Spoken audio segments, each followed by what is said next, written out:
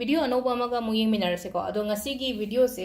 personally yamna hangakpa haitare ko haidi personally message to oiro natraga haidi ate leno ko message tharaga hangakpa dai aina yengi ba client daga oiraga so ko haidi paisa savings ngamde en haibi ya savings ngamda ba se hapetang ai ngasi pot macha khara share tawge ko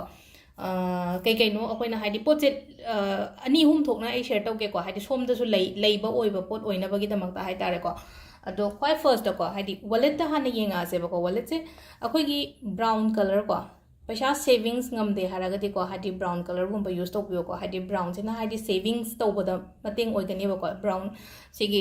light brown ogera khatang yakshan gera ko kashu kai de ko ado light brown se le ko haidi wallet color ko yamna matter to ko hamada ko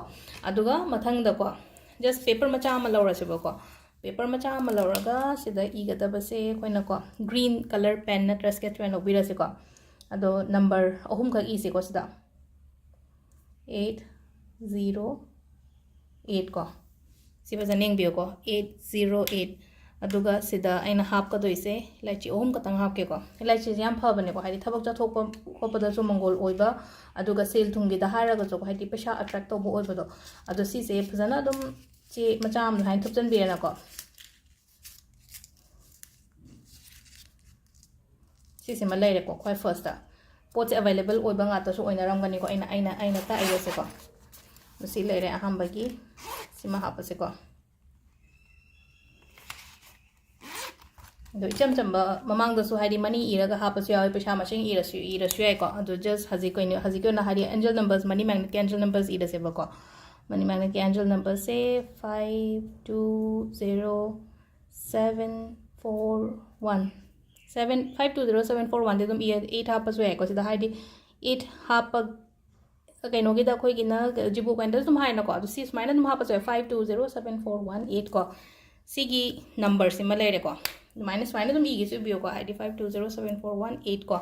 si simale re ko si su dum happy ra se ba ai na pai ba wallet to da si su happy ra se ko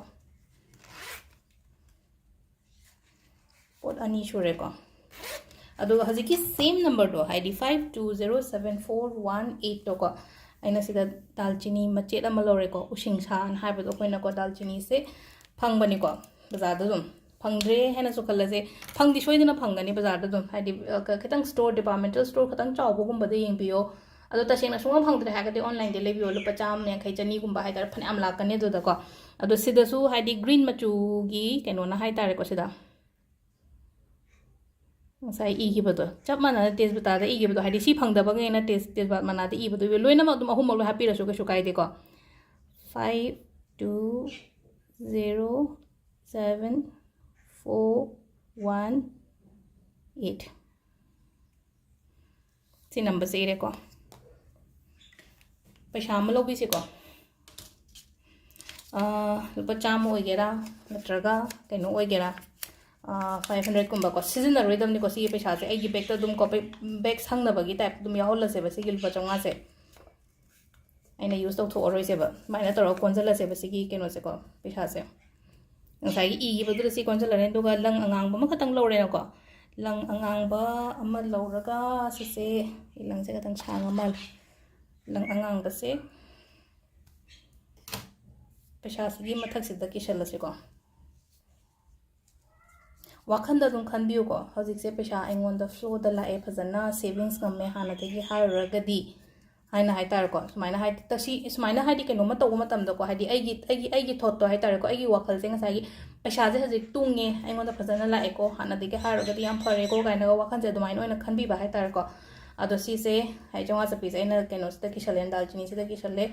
aduga si se half crop bag to dum kau tho kro si half pe hai ba se lejasan over si dum marak si da